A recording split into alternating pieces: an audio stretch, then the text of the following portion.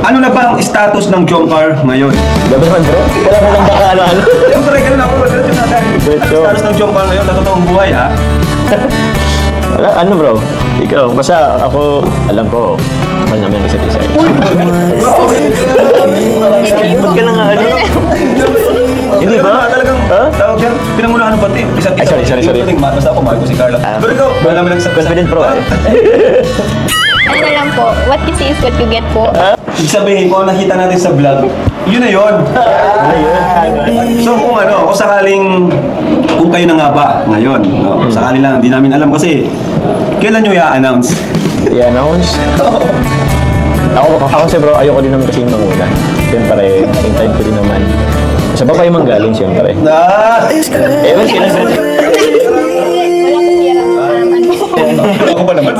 Sa ngayon po, nag-enjoy po kami kung anong meron kami ngayon. Tsaka, gusto po namin na maging close muna kami on and off cam. Close daw eh. Sana ako naman ikaw close na yun. Yan na kayo natin. So kung sagot ni Carla kanina, sa tanong mo, parang sa ngayon is, enjoy nyo muna, ganun? Parang Maging close ba? hindi close pa. Okay. Ikaw naman, hintay mo lang siya. Oo. Announce. Mag-announce. Carla, ano yung nararamdaman mo tuwing nasasangkot si Jomar sa mga issue? Uy.